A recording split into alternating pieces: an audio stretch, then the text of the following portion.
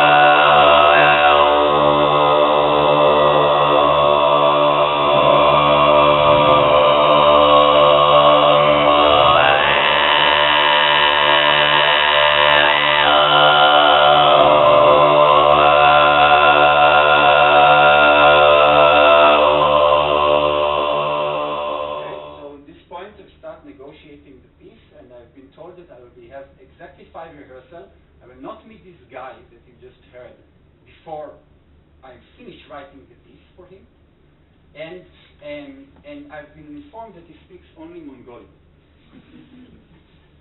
Okay, so I asked for more recording, and I got this video from that I got. I didn't get it in video. I just get a recording of it, but I want to let you see what happens when he does that.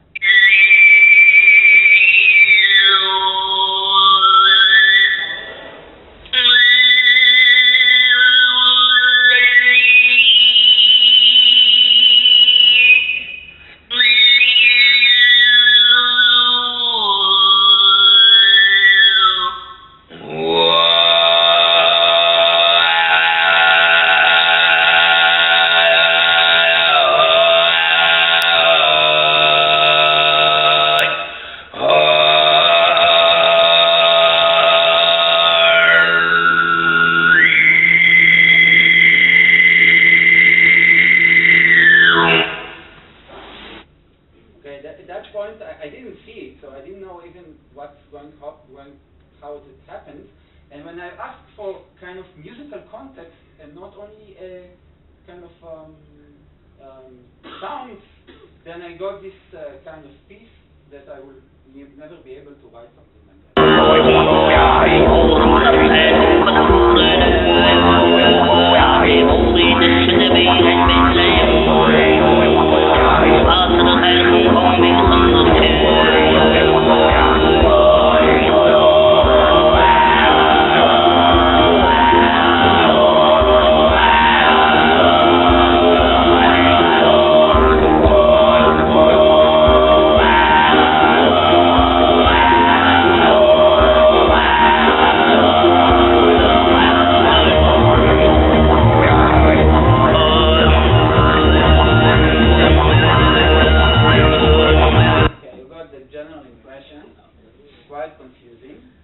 So what I did was to taking this recording into the laboratory and try to see what I see when I look on it in a spectrogram.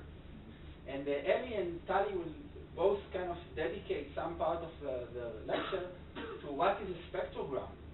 But I just want to show you what we hear when we're actually running through this software. So this software shows in this axis time, and this axis frequency, something that probably most of you know what is about. So it's kind of the frequencies that are composed of this tone. And in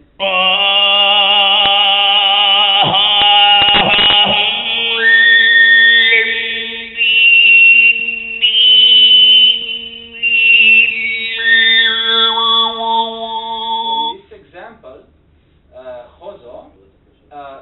Chozo is what's interesting here is that we can actually see how Chozo moves from a normal singing in the beginning. Let's hear the normal singing.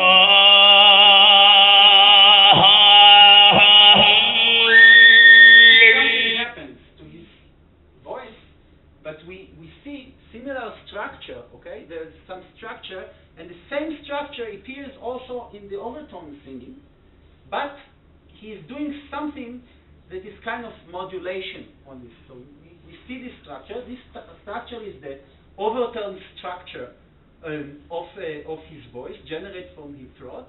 And then when he moves to overtone singing, he emphasizes certain tones, okay? And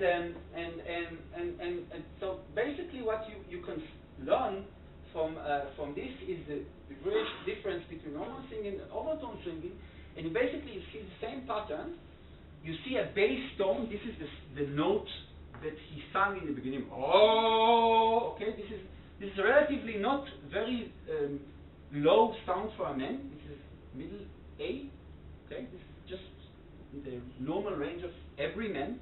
Every man can sing this note, and most women also. And then there is some high tone. Okay. This overtone, high tone, the overtones that he can modulate and change, and this is where this whistling sounds we heard. Okay, so they all went from his mouth, and he was doing this something, and was generated from this bass tone. This is like his normal singing, and something that was created up there based on this bass note. Okay, and you can see the link that also happens in normal singing. Okay. So I got a very interesting help at that point from Wolfgang Zaus. He's a world expert on overtone music. And he gave me this very vague explanation at that point. And I want to share with you this explanation. This part of a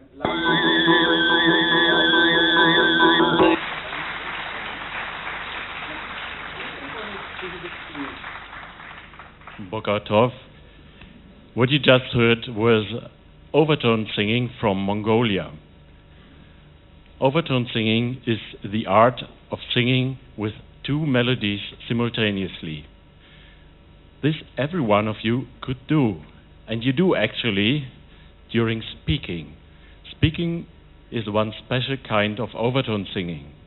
Or let's say overtone singing is a special language.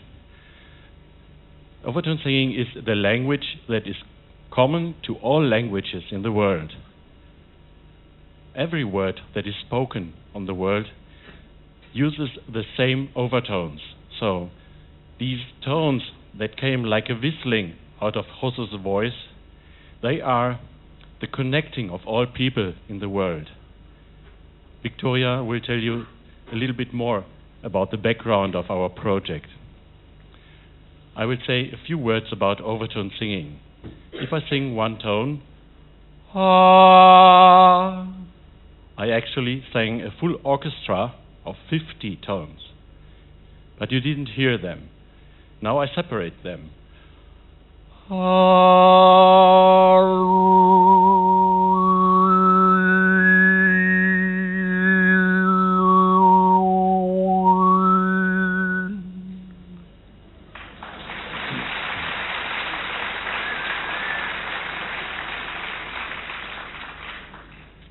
can do two melodies simultaneously. I will try to sing a part of Pachelbel's canon.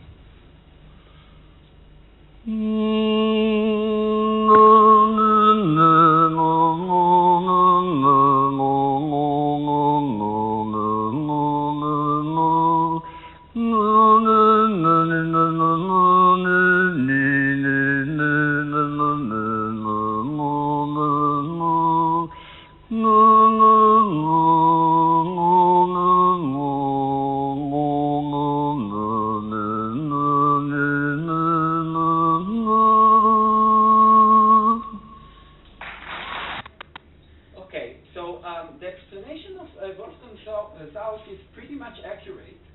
What he was describing is two parts of normal speaking, but also of overtone singing. The two elements are the vocal folds that create some periodic excitation. This is what generates the bass tone, is this movement, periodic movement of these vocal folds. And a kind of modulation that the vocal organs are modulating this and narrowing and emphasizing certain frequencies. And these frequencies that the vocal organs emphasize generate this overtone singing. In overtone singing, it's a little different than in normal singing because there is also kind of auto-resonance that the mouth. There's also a third part of more prominent in overtone singing. This is resonating. This is why they do these strange faces, like these faces. So this face is kind of resonating and giving a little more touch to this resonant sound, but it can work also without it. So basically, there are two elements. The normal bass tones and the high overtones that are generated from the vocal organs, and the bass tone is generated from the vocal folds.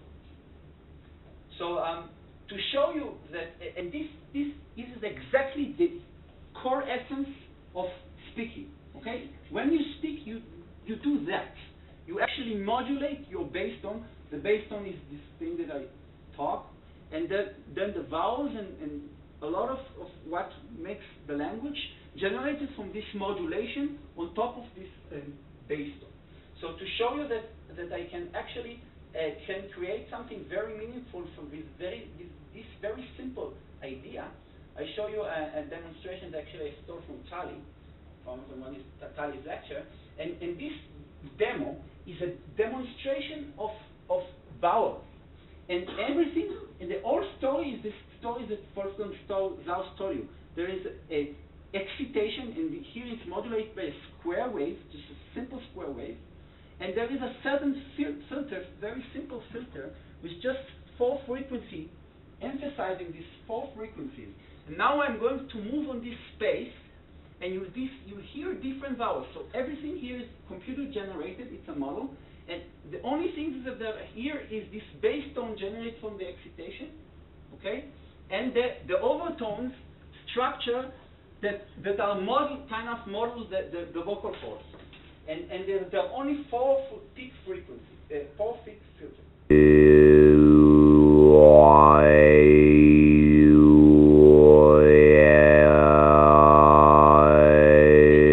You see that only F1 and F2, only these first two filters, what's called formants, they are the only ones that actually change.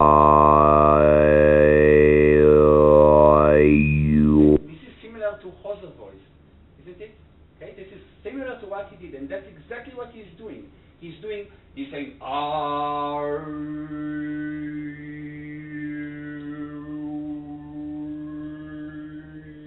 I'm not that good as him, but I'm basically doing. Every one of you can do it almost at home. We do it all the time. Yeah, we do it all the time. So what we've learned from the computer model is that the bass tone is a kind of rectangular wave in this model, and the vocal organ modulates with filter with the 4 peaks, and it's enough to change F1, F2, only the lower frequencies to generate some sorts of vowels. Okay, so what a composer, why should I bother with all this information? Here are the consequences for the composer. there are two ranges. There is an overtone range.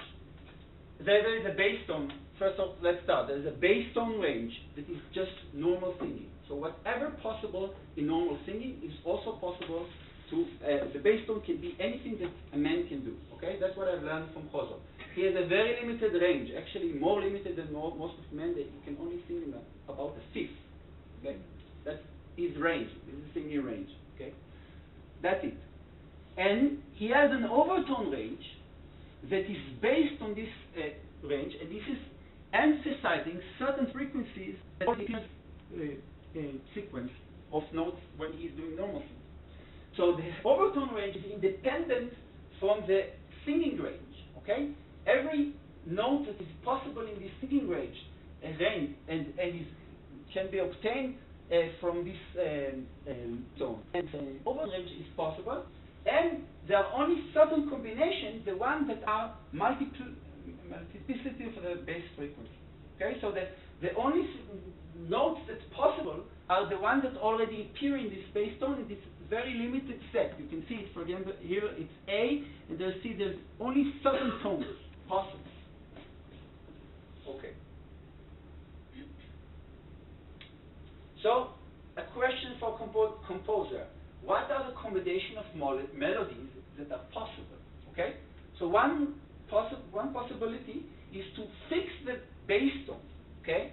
And then you have only these notes that are possible in the overtone scale, and they are similar to pentatonic scale. And indeed, Mongolian music, if you know something about music, has only very limited vocabulary. Only 5 notes are there, and they're only using them. Okay, that's a possibility.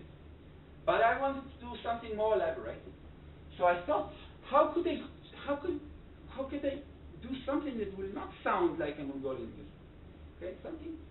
So I came up with the idea that I can generate the same note as an overtone of different bass tones. Okay, if this is this kind of scale, I can generate the same tone with this bass tone, with this overtone number 10, but I can also generate the same tone with higher bass tone and overtone number 9. Okay, so that was the idea, and I thought, how can I combine different melodic possibility with this bass tone? Okay, so here is an example of that I've started to work with, and so this is like the basic thing that I did. Okay, so here in this program you have this overtone scale. You can adjust the scale, and you see that just move it slightly forward in time, and you can see that, kind of hiding it, but you can see that the overtone scale is just on top of the notes that appear. So okay, let's play combination. I can play this note. Okay.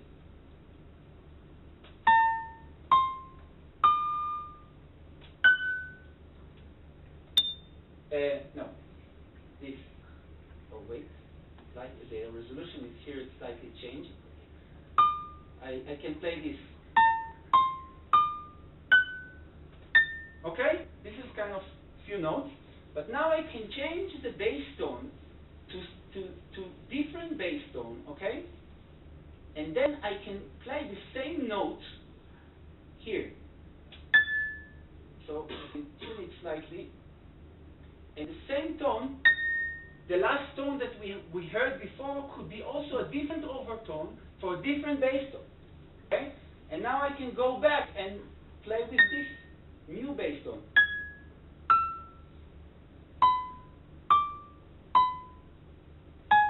Okay, so this is like what I did on the piano and had in mind, and that's how it realized when we actually run the piece.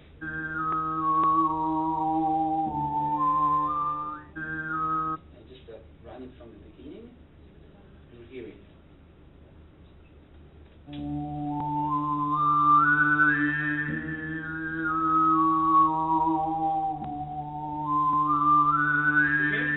High tone, so the same tone, he change the bass tone, and this enables me to get more elaborate structures, because I can change the bass tone, and then I can create also all sorts of patterns. If you didn't follow, the idea was to taking these 6, 7, 8, 10, and 12 overtones on top of a bass tone, which is D, and then saying, this upper tone is also approximately the 11th overtone of an E flat, okay? And then I can go back, and this going down melody is some kind of different combination of overtones. So I don't know if it's like a crazy combinatorics to play around with all these combinatorics, but I had tables, very long tables with this kind of things, but eventually it sounded in the real piece something like that.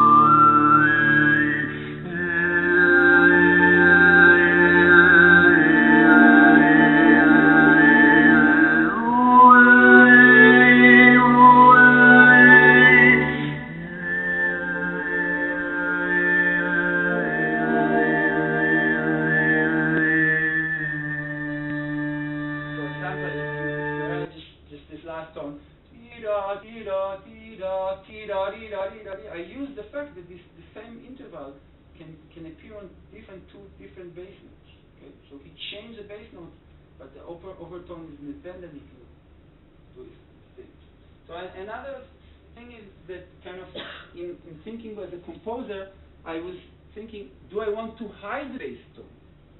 Just that only the upper tones will be heard like a big whistle.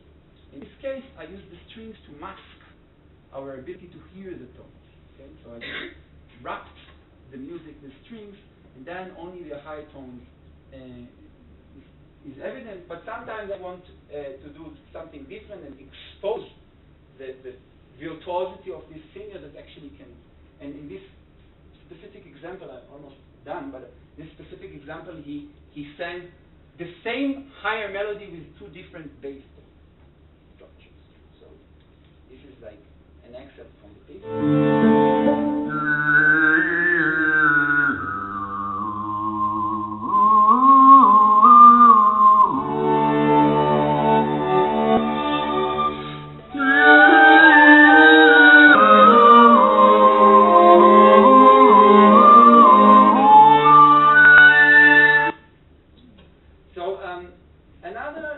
Another question that the composer can ask himself when we work with something like that is, can I connect it to something in the strings? So this is this very strange kind of singing. How do I connect it to the strings, to classical music? How can I find the link? And then I recalled that also strings have harmonics. Okay, they have the same structure and the same overtone structure as singing. This is the basic property of physicality of strings, and Tali will talk about in his lecture. But there is a particular way that really Ellie, maybe, the two of you, one of this, you know what you're talking about. So there is a particular way in strings where you can actually hear this overtone structure similar to what Wolfgang is doing, and this is by putting your finger on a string on a specific location that really makes the sound pick up only very specific harmonics. And this sounds very similar to the whistle overtone in singing, because it's basically the same mechanism, where you emphasize very, very specific frequency. And it's called flageolet. Over time. So I'll just finish with this specific example. So the idea of this particular idea was how to play around with the same structure in singing, in overtone singing, and in string playing. And since I don't have time, I just end up with what I was trying to do in this lecture, is to show you that actually knowing something about the structure and the physicality of sound is actually helpful in a composition. And I try to give you some hints of how things that have a background from acoustics take into action when actually composing music. Okay, the combinatorics, the physicality, the possibilities, and some of the consideration, like, you know, how can I find similar structure in one instrument and another instrument, which is a question of acoustic, how it can interact with the music creativity. Okay, so I'm not sure that all this course will be around these topics. I'm not sure that we will be able to make this gap, but in this particular moment, I felt I was very lucky to know something about physics, because otherwise I'd be really helpless in this stuff. Okay, there's no book or there's no literature about how to write this kind of musician. And eventually, when we had the first rehearsal, and the conductor raised his hand, and the music was happening, it was very big surprise for myself. Okay, and it was partially thanks to some knowledge in acoustics. So it gives you some motivation to the part that Eli will talk about, and I'll just finish with the final chords of the piece. It's what I want you to listen is this interplay between the cello playing overtones, flageolets, and the singers playing overtones too.